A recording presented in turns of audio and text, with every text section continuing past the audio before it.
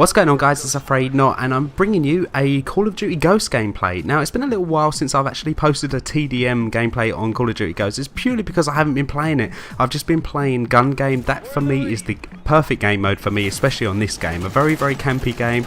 Gun game seems to be the only game mode that I just can't come across campers anywhere. And I think this is my last TDM game that I actually played before I discovered gun games, so don't expect any more TDM from me, especially on Call of Duty Ghosts. Today's topic is a slightly controversial one, especially depending on how old you are. I don't know, I don't mean to have a dig at anyone who might be slightly younger, but I'm a bit of a gaming enthusiast, so I haven't actually got an allegiance towards Sony or Microsoft or Nintendo or any particular console or even the PC. I'm very, very open-minded when it comes to game consoles and platforms and all that kind of thing, and this video I feel has to be made purely because I just want to let you guys know my actual real thoughts on the consoles, the next gen consoles that have been released. As you guys know, I bought Xbox One on release day. I've had that since November the 22nd, if my memory serves me right.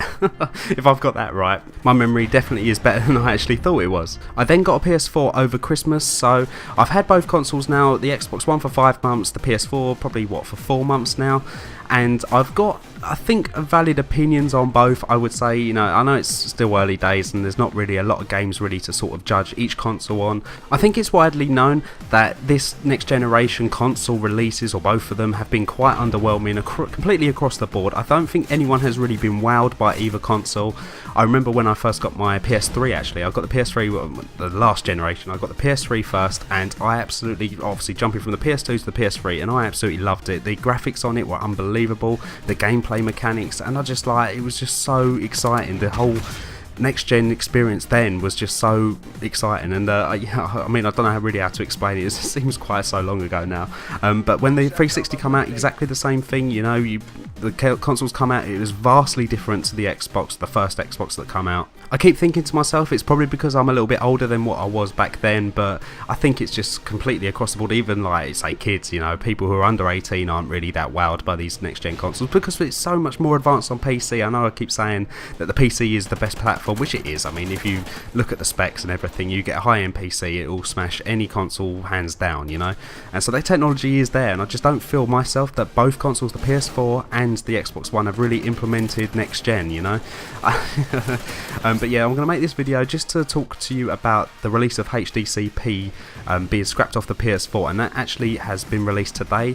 I've got it all sorted so I can actually record with my Elgato now on the PS4, and that plays a big factor in what I'm going to say. And what I'm going to say is that I'll be playing the PS4 exclusively now. Every single game that comes out cross platforms, I'll be buying on the PS4. I've already pre-ordered my Watch Dogs copy for PS4. That doesn't mean I'll be getting rid of my Xbox One. I was debating it kind of last week if I should get rid of it, you know, just get some money back for it, because the thing for me is just overpriced for what it actually can produce. Most of the money that you pay for it is for the Kinect anyway, and I just like the Kinect. I just don't use. It's a completely useless tool. It really is. Like, I don't use it unless you're into all that kind of fitness things. The voice recognition is no better than the 360. If you've used it on the 360, you'll know that it's just it isn't much better at all, to be perfectly honest. And talking to your friends especially, it sounds like you're underwater. So like, the Kinect for me just doesn't cut it. The UI on the Xbox, I'm going to turn this into a little bit of an Xbox One bashing, purely because I'm disappointed. I really am disappointed with the way that Microsoft was. And don't get me wrong, in the last generation I played 360, and if you was to ask me what my favourite console is of all time, first of all I'd say the PS2 because it's my childhood classic, but a very, very close second would be the 360. I absolutely loved my 360. Anyway, get back onto topic. The UI, the user interface, is Windows 8. When I custom built my PC last year, I purposely avoided buying Windows 8 for an operating system. I absolutely hate it. I had a laptop with it on, and again I uninstalled it, had Windows 7 reinstalled on it, and I just don't think that Windows 8 works for everything. It works for tabs and maybe mobiles, but not for game consoles and PCs. It just doesn't work.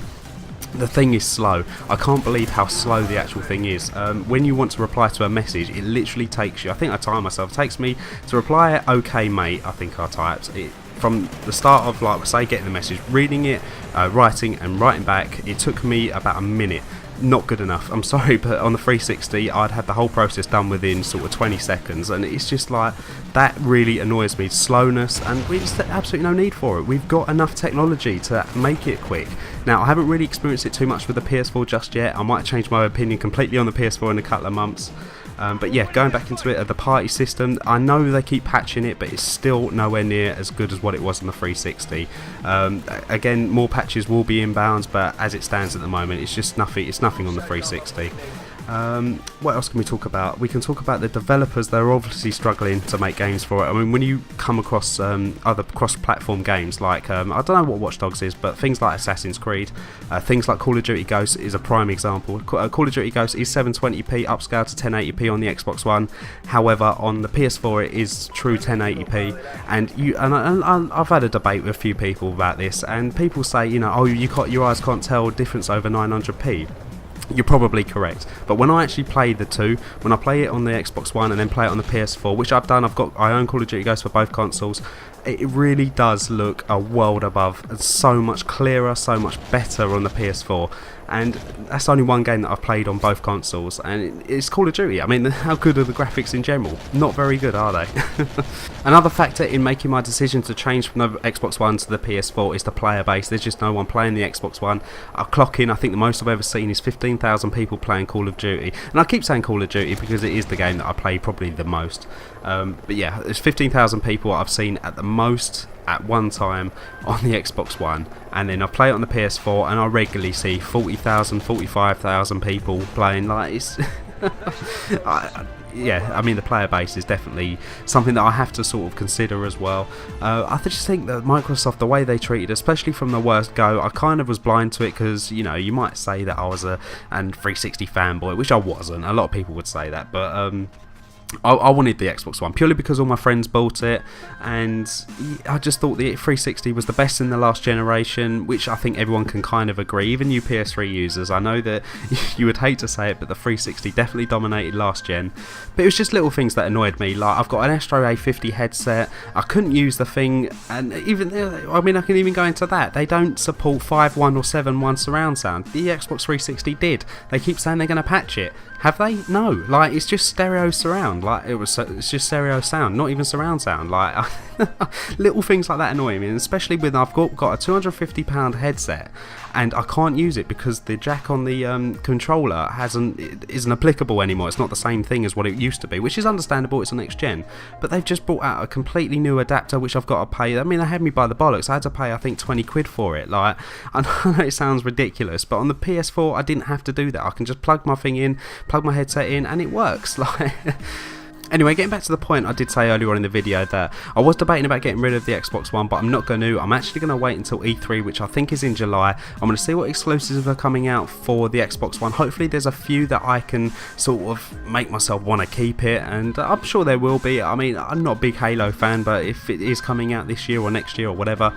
it's a game that I'll be interested in playing. Hopefully there's some new games that, you know, are coming out that I hope they don't do exclusive, obviously. I prefer that everyone gets the same experience, to be honest. Like Titanfall, I wish that come out on every console so everyone can enjoy it. That's the type of person I am. I'm not like, oh, it's come out on Titanfall and you ain't got it, haha. That's not me at all. Like, I'd rather everyone have it, and that's the type of gamer I am. I'm not one of those who favours each console, but at the moment I do favour the PS4 in a little bit more. But I hope you guys don't get annoyed by it. It's my personal opinion. It's not like I've gone into it completely blind and said, you know, like, without even touching the PS4, oh, the PS4's better. Like, I've played both now for a decent amount of time, and I've kind of evaluated my opinions, and this is unfortunately or fortunately what it is. So hope you guys enjoyed the video. I kind of rambled on a little bit more. I only had a 6-minute gameplay up, so hope you enjoyed the gameplay. If you did, please leave a rating, and if you haven't already, please subscribe, and I'll see you guys on the next one. Take care.